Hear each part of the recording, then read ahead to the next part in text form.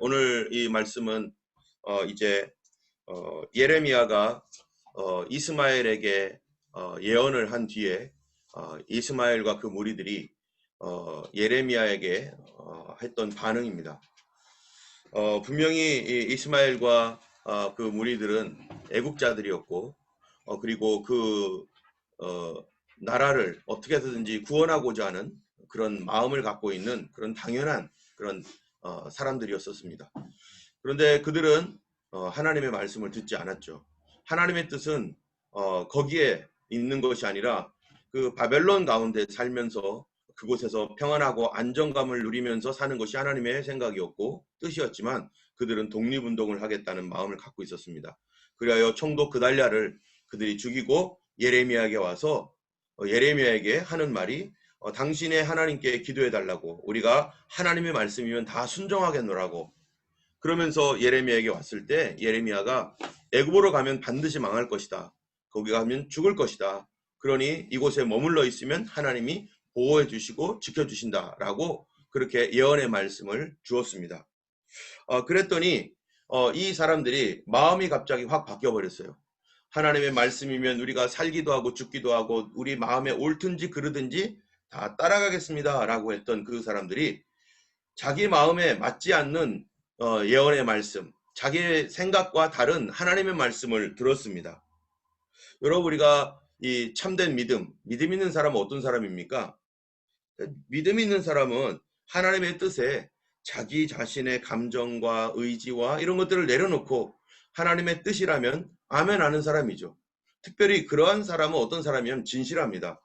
왜냐하면 하나님 앞에 우리가 진실하게 살고자 결정했기 때문에 사람 앞에서도 진실하죠. 그래서 사람 앞에서 약속한 것이나 거짓이나 이런 것들을 그가 하지 않습니다.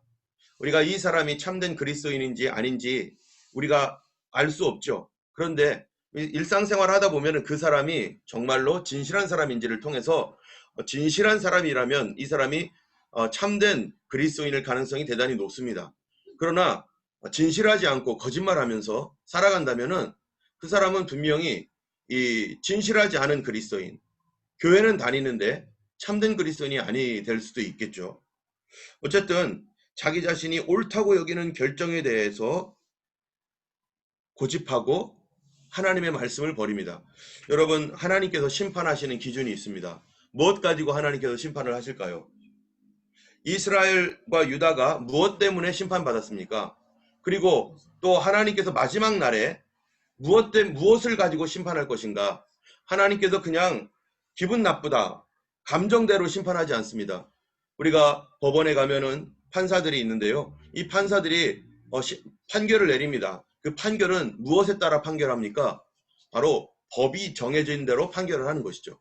하나님께서 심판을 하신다면은 무엇대로 심판하시냐면은 하나님의 말씀대로 심판하는 거예요.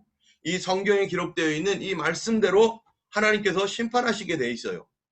때문에 예레미야를 통해서 이미 주셨던 말씀은 그 당시에는 예레미야 입을 통해서 나왔지만 예레미야 입에서 나왔던 그 말씀은 이전에 어디서부터 있었던 말씀이냐면은 사실은 모세 오경인 창출 레민신 토라에서 있었던 말을 예레미야가 다시 말해주는 거예요. 이미 그들이 가지고 있는 성경에 있었던 말씀을 예레미야를 통해서 다시 그들에게 리마인드 시켜주는 그 말씀인데 그들은 이 말씀을 듣지 않는다는 것입니다. 때문에 우리가 하나님 앞에서 기도할 때, 하나님 앞에서 순종할 때 무엇을 기준으로 기도하고 무엇을 기준으로 순종할 것인가?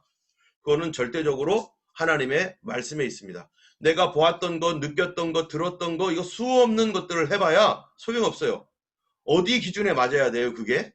하나님 말씀 기준에 맞아야 돼요.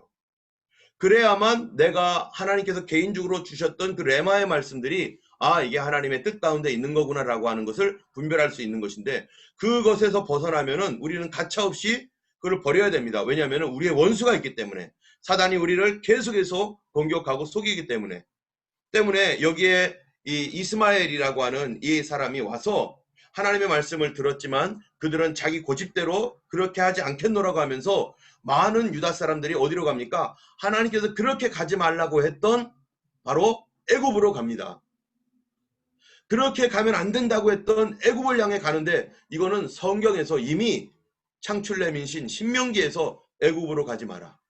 다시는 그 땅으로 들어가지 말라고 했던 이 말씀의 반복이에요. 자, 그런데 우리가 한번 생각해 볼 거는 하나님의 말씀을 이렇게 듣지 않으면 결국 누구 말 따라가는 거죠? 예, 사단의 말을 따라가는 겁니다. 사단의 말을 따라가면 반드시 망하게 되어 있습니다. 우리가 하나님 말씀에 순종하지 않으면 이 사단의 말, 그래서 참으로 내가 온 것은 양으로 생명을 얻게 하고 풍성히 더 얻게 하려 하는 것이다 라고 요한복음 10장 10절에 말하지만 그 바로 직전에 있는 말이 뭡니까? 도적이 오는 것은 죽이고 멸망시키려는 것뿐이요. 내가 온 것은 양으로 생명을 얻게 하고 더 풍성히 얻게 하라는 것이라. 우리 주님께서 이 우리의 목자 되신 예수님의 음성이 있습니다. 이 성경을 통해서 우리에게 음성을 들려주시는데 그것은 내가 개인적으로 듣는 그러한 그 하나님의 말씀과 동일하게 되어 있죠.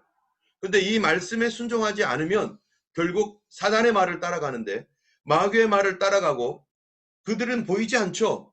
그러나 내가 그 말을 따라갈 때, 그 말에 반응할 때 무슨 일이 생기겠어요? 바로 죽이고 멸망시키는 일. 내 영혼이 죽고 나의 기도가 죽고 나의 찬송 다 죽고 나의 가족도 죽고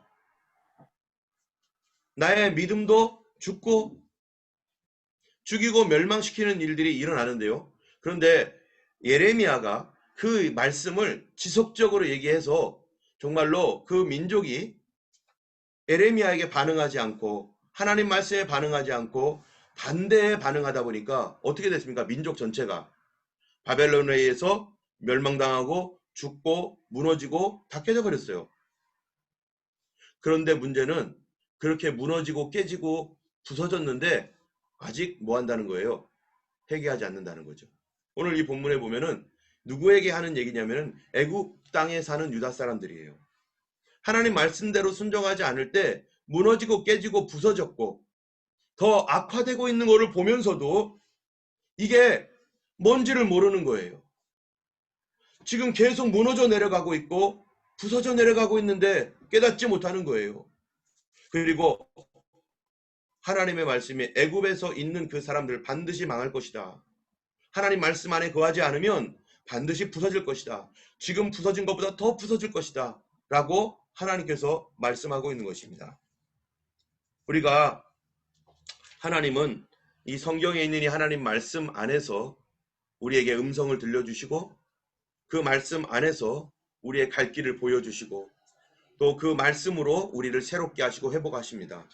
오늘 여기에 있는 이 유다의 사람들 참으로 그들에게 이 표징과 하나님께서 하시는 그 일들을 그들이 멸망당하는 일들을 뻔히 알고 보고 있으면서도 자기가 멸망 속에 있는 것을 계속해서 고집하며 나오지 않는 이 유다의 이 이집트에 살고 있는 유다 사람들 하나님의 말씀은 그들이 피할 수 없을 것이다.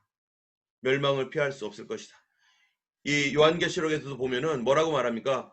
이 바벨론에 있는 그 음녀 바벨론에게 대해서 내 백성아 거기서 빨리 나와라. 그들과 함께 멸망하지 말고 그 바벨론에서 나와라. 이렇게 말하고 있는 거예요. 그 바벨론이 어떤 곳입니까? 이집트가 어떤 곳입니까? 하나님이 머물러 있으면 안 된다고 했던 곳이에요. 절대로 돌아가면 안 된다고 했던 곳입니다.